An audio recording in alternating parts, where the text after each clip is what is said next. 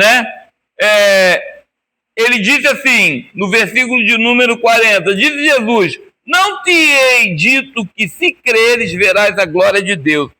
Mas antes, né, ele diz no 25, eu sou a ressurreição e a vida. Quem crê em mim, ainda que esteja morto, viverá. Então, ele mais uma vez, ele diz, eu sou a ressurreição e a vida, né? Ele está, nesse momento, declarando, fazendo mais uma declaração dos eu sou, né? Jesus afirma como a fonte, como ele seja a fonte de vida eterna e a promessa da ressurreição, né? Ou o contrário, ele é a promessa da ressurreição e a fonte de vida. Toda a vida que nós temos provém dele, né? Gálatas capítulo 2, versículo 20, ele diz assim: já estou crucificado com Cristo, já não vivo mais eu, mas Cristo vive em mim. Então, na verdade, preste atenção, gente, isso aqui é muito forte e precisa ser compreendido.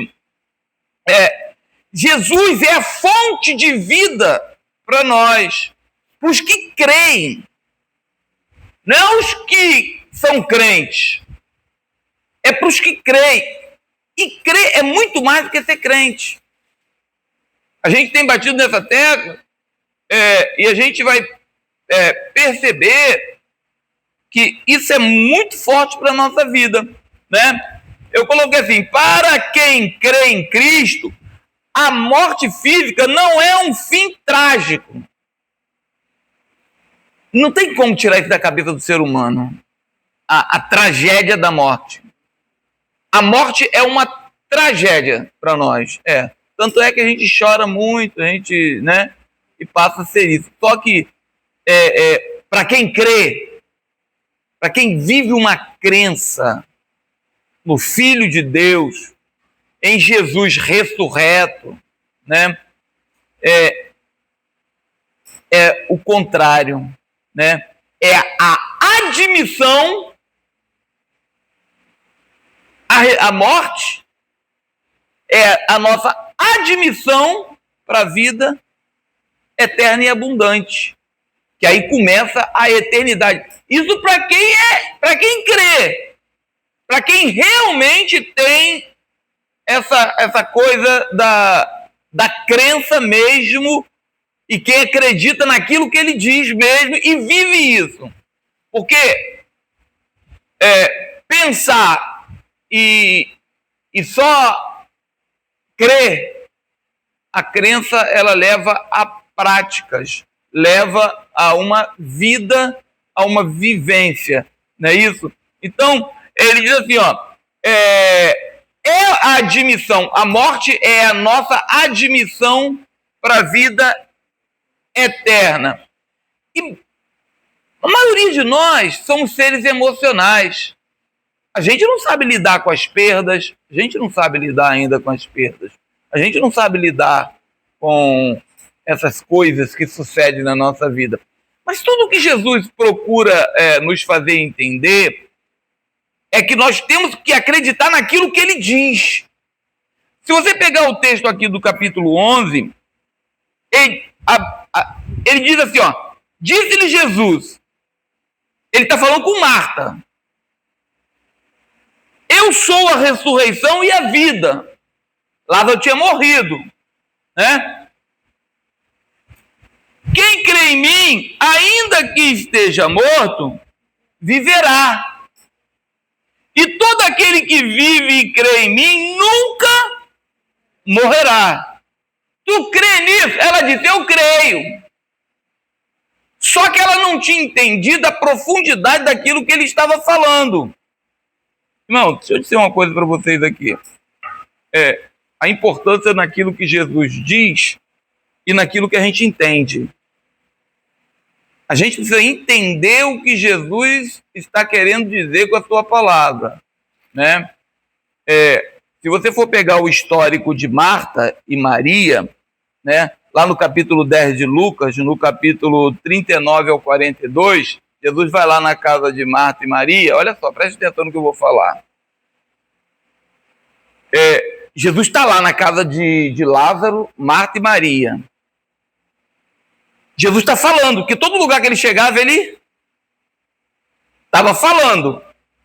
Presta bem atenção no que eu vou dizer para vocês. A importância do que Jesus diz.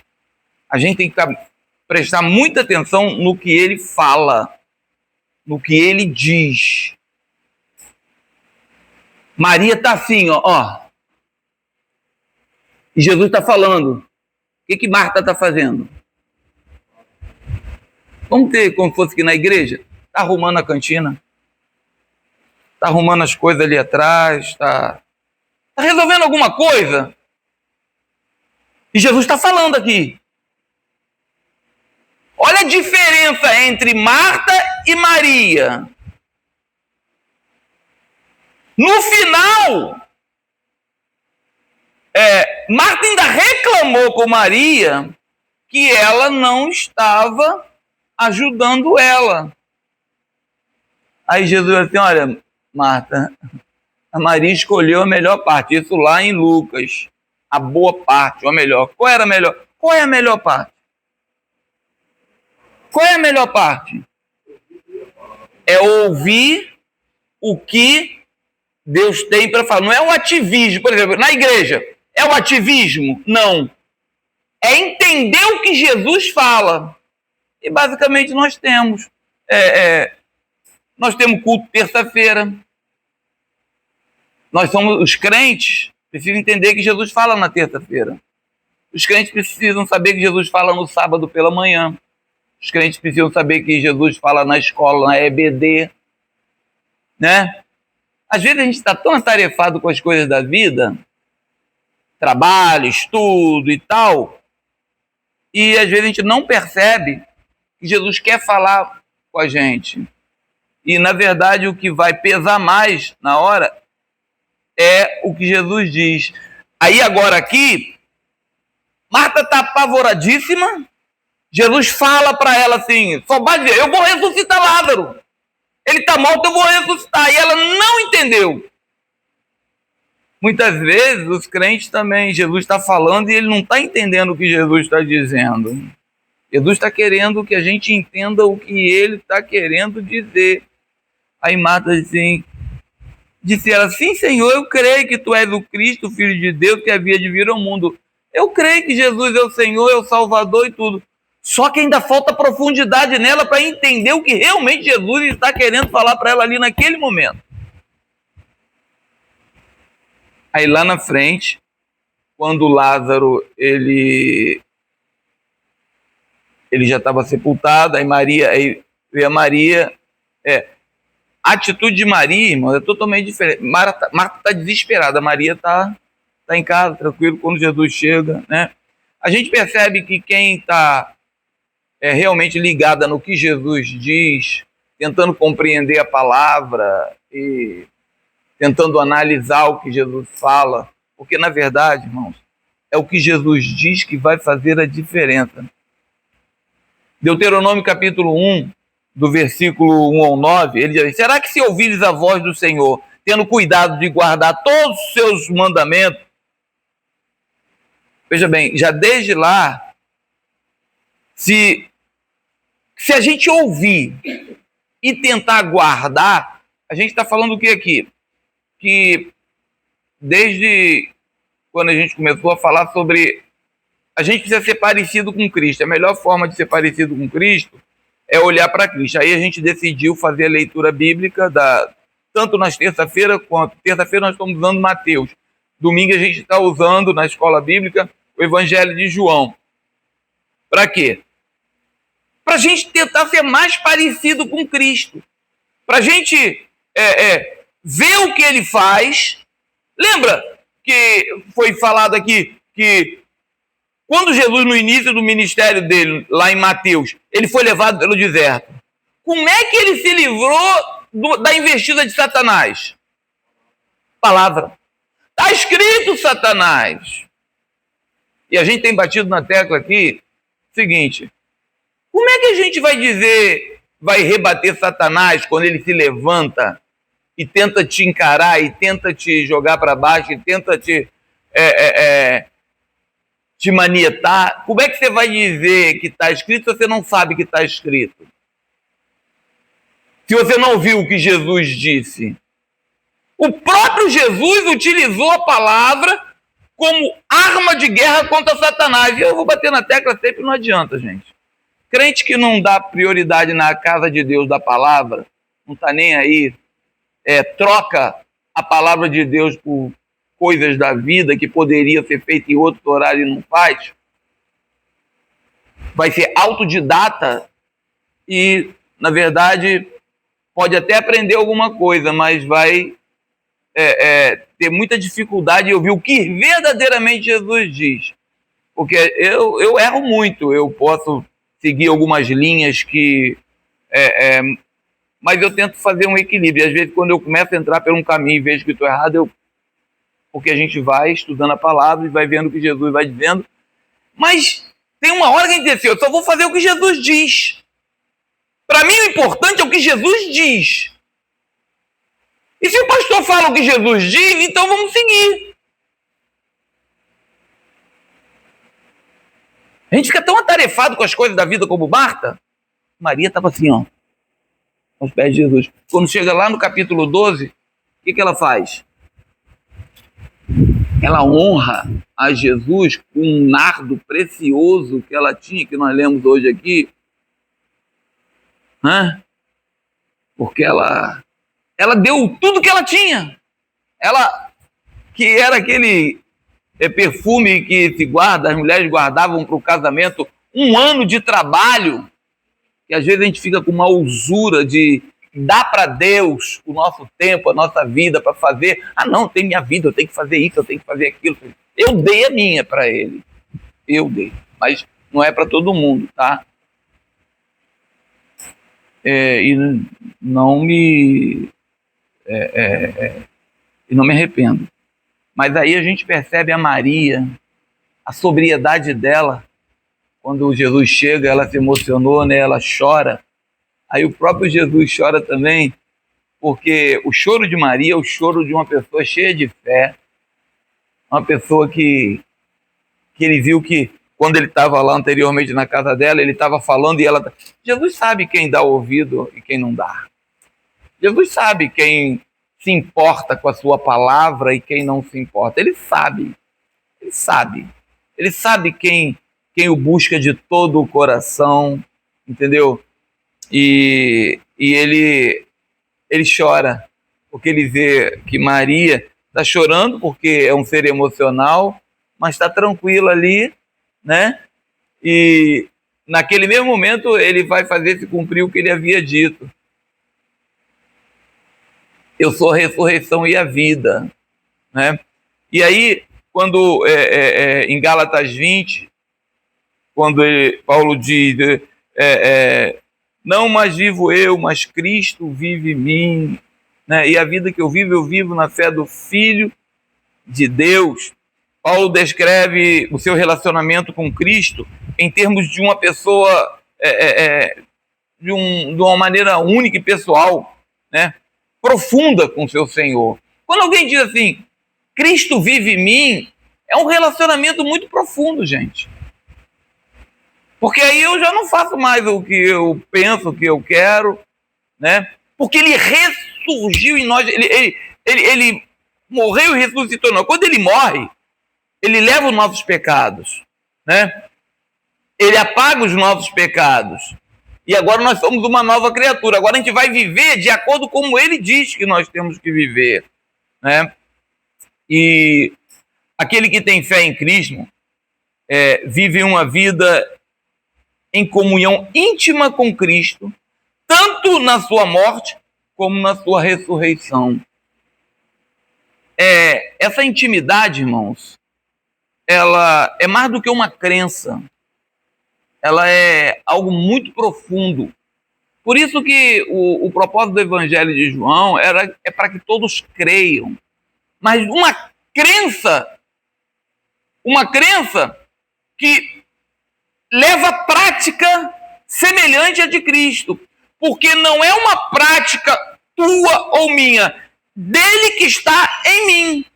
Há uma intimidade tão grande, irmão, tão grande, que ele quer que nós venhamos, que só depende de nós, não depende dele. Quando ele ressuscita, ele sopra o fôlego nos discípulos, nós falamos na semana passada, e eles recebem o Espírito que ainda não tinham. Até então eles estavam seguindo Cristo, mas sem o entendimento do fôlego dele dentro. Cristo estava só do lado de fora. Cristo estava só ali. Mas quando entra, a coisa muda. É isso que ele quer, soprar. Ele quer essa intimidade. Eu botei 4 pontos aqui. Todos os crentes foram crucificados com Cristo na cruz e morreram para a lei como meio de salvação. Lá no versículo 19 de Gálatas 2. Morreram para a lei. Morreram para... Mas vive para Cristo. O meu telefone está tocando? Dá para Débora atender lá? Ela já atendeu. Já atendeu. Ela demorou a atender. Aí ela está te ligando. Mas ele está ligando. Então nós que fomos crucificados com Cristo, agora vivemos com Ele, mediante a sua vida. A ressurreição, né? Cristo e a sua força habitam em nós e se tornam o manancial de toda a nova vida e o centro de todos os nossos pensamentos, palavras e ações. É isso que deve ser. Se não é, a gente precisa viver isso, né? Quando a gente pega Efésios 3, lá 17, 20, você vai entender isso mais profundo, você leva e lê em casa. É mediante o Espírito Santo que a vida ressurreta de Cristo continua em nós, na pessoa do Espírito Santo. Mas o que vai fazer? Como é que é ir atrás do que Jesus diz? Eu sou a ressurreição e a vida. E se vocês creem, vocês vão ver a glória de Deus. Vocês vão ver a presença de Deus em vocês. A gente vai ver a presença de Deus em nós. É isso que ele quer. Aí você percebe a diferença entre Maria e Marta? A Marta, tadinha, cria nele. Gostava dele. Mas estava colocando muitas outras coisas na frente dele. Como se assim, não, deixa ele falando aí. O que eu preciso é ouvir ele falar. O que eu preciso é saber o que ele diz. O que ele pensa de mim. O que ele acha das coisas, né? Da vida para mim. Como eu devo proceder. Como eu devo fazer. Porque tudo que nós temos, tudo que nós somos, ele é o dono. Ele é o nosso Senhor. Ele é o dono da vida que há em nós. Ele soprou em nós. A partir do momento que a gente acreditou nisso, acabou, gente. Já não vivo eu, mas Cristo vive em mim. Ou não? Ou não? Ou não? Ou a minha fé é apenas uma fé mental? Não. O que Cristo está querendo dizer para nós aqui é que ele ressuscitou. E como ele ressuscitou, nós também ressuscitamos. O velho homem já morreu. Nós somos uma nova criatura. Nascemos de novo. Ele diz, eu sou a ressurreição e a vida. Quando ele diz que eu sou a ressurreição e a vida, ele está dizendo que nós também seremos ressuscitados e ressuscitamos com ele na sua morte. Morremos para o mundo e vivemos para Deus. O negócio é a gente se desvencilhar dessa bagunceira toda que se chama vida secular. Vivemos segundo os nossos princípios, nossos valores. Porque eu acho assim, porque eu penso assim. Mas eu tenho dificuldade de tentar analisar como é que ele acha, como é que ele pensa, o que ele diz. É o que ele diz que vai fazer a diferença. É o que ele diz que vai fazer a diferença e precisa fazer a diferença na nossa vida. É por isso que a gente está estudando a Bíblia. Você vê que lá em Deuteronômio, será que se ouvires a voz do Senhor e guardar o que ele diz? Nossa, isso aqui é muito forte. Vamos lá. Eu gosto disso aqui, ó. É Velho Testamento, mas o Senhor está falando? Não é Deus que está falando ou não? É ele que está dizendo. 28, né? Aqui. 28, de 1 a 9 aqui. Ele diz assim, ó. E será que se ouvires a voz do Senhor teu Deus, tendo cuidado de guardar todos os seus mandamentos, ou guardar o que ele diz, que eu te ordeno hoje, amanhã ele vai falar de novo, de novo, e de novo, e de novo, e de novo. O Senhor teu Deus te exaltará sobre todas as nações da terra, e todas estas bênçãos virão sobre ti e te alcançarão quando ouvires a voz do Senhor teu Deus. Bendito serás tu na cidade, bendito serás no campo, bendito o fruto. Você vê uma série de bênçãos. Vem, isso não quer dizer que a gente não vai ter dificuldades. Mas ele diz o seguinte, não é melhor a gente ouvir o que ele diz? Atender o que ele diz? Não é melhor a gente ficar igual Maria? Ué, Maria ficava ali, ele ia na casa de lá e Lázaro morreu. Será que ele permitiu que Lázaro morresse?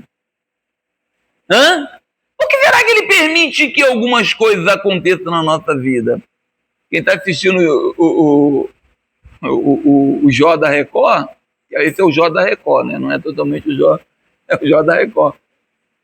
Vai perceber que, o Jó era um homem muito temente a Deus que desviava do mal. Mas Deus permitiu, E aí? Nós estamos imunes? Lázaro, Maria e Marta estavam imunes? Não. Nós temos que interpretar a Bíblia como um contexto geral. E não dizer, não vai me acontecer nada se eu pegar e guardar os meus mandamentos. Não. Isso a gente já sabe de qual. Mas a gente tem que fazer. É como se você dissesse assim, eu tenho que estar no lugar certo, na hora certa, no momento certo. Se a bênção passar, eu pego ela. Agora, se eu não estiver no lugar certo, se eu não guardar os mandamentos do Senhor, como é que fica? Então, isso aqui é muito sério, gente. A gente, para os que creem, né? Se crerem, tu crê isso?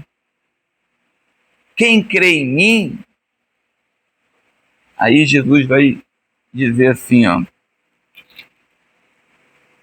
Não te hei dito que se creres, verás a glória de Deus?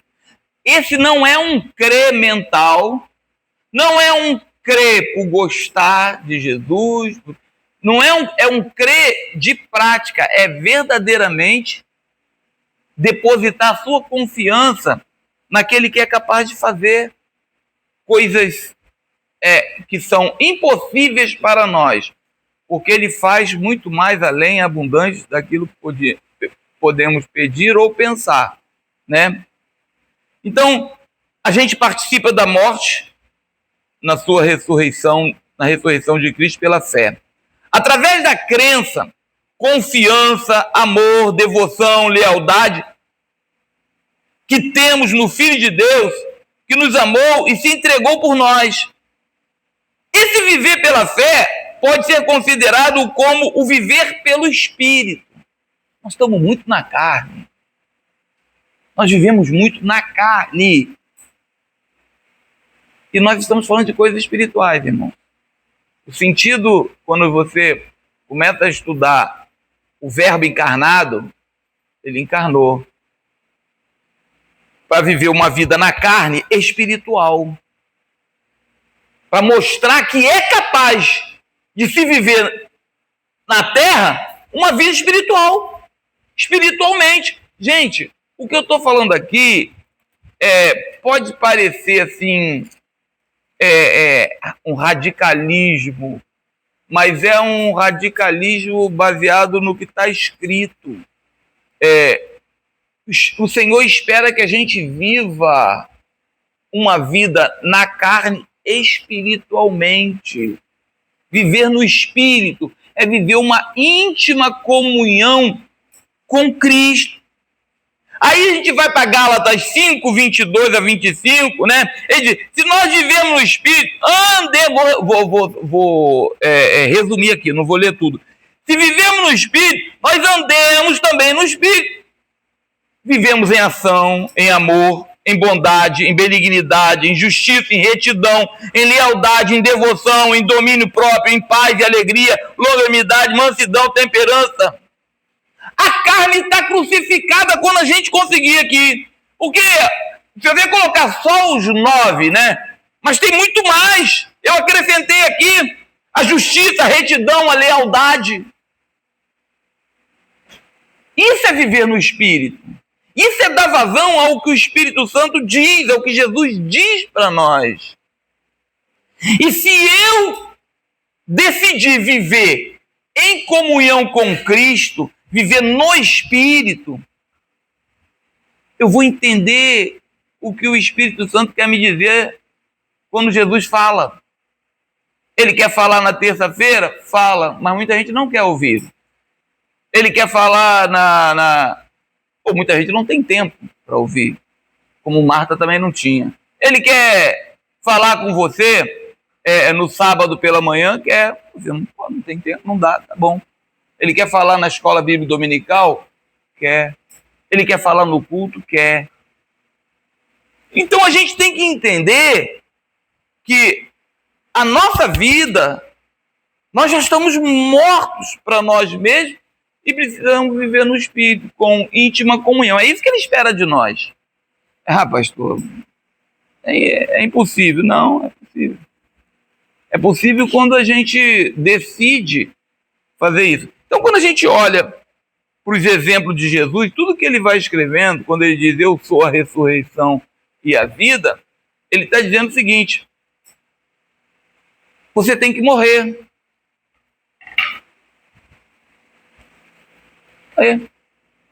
Se a gente não morrer, a gente não ressuscita. A gente não tem uma vida espiritual. A gente continua na carne.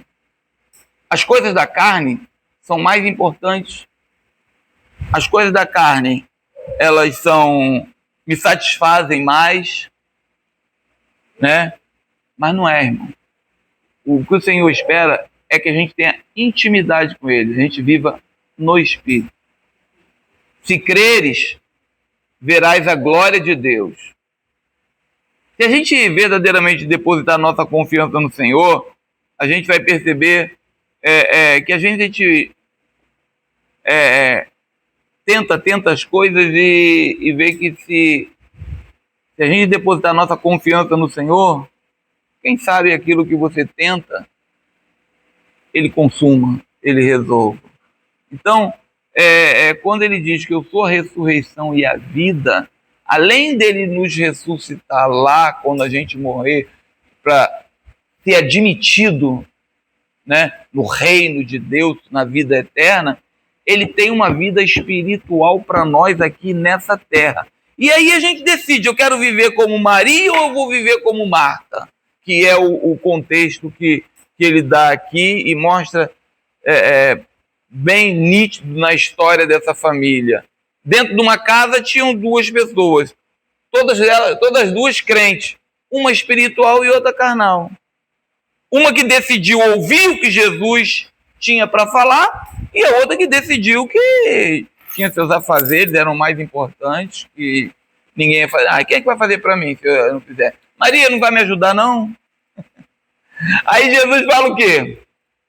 Maria escolheu a boa parte, a melhor parte. Quem disse foi Jesus.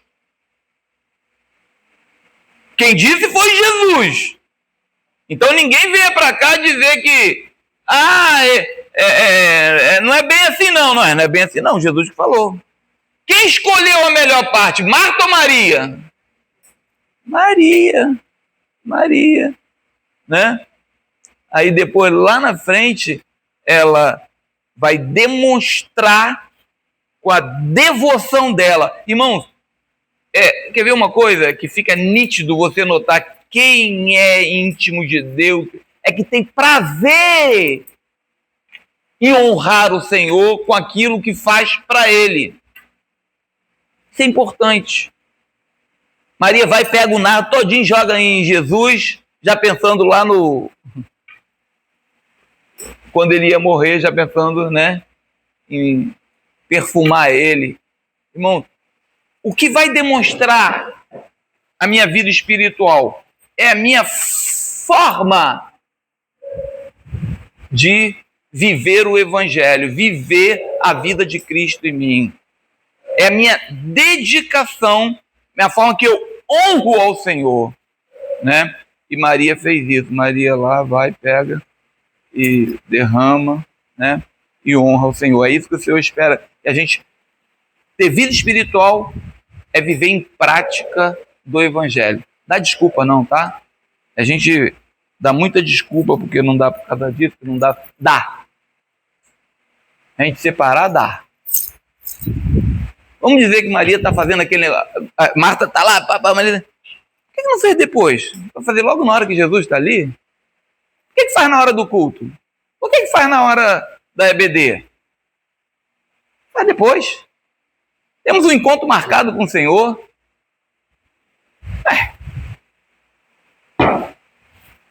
Marcou o encontro com Deus. Está marcado. Maria escolheu a melhor parte. Marta, né? Jesus estava lá falando. Imagina, Jesus está falando, não está nem dando nem a mínima, ele está limpando. Não, estou limpando para ele. Soberano Deus, eterno Pai.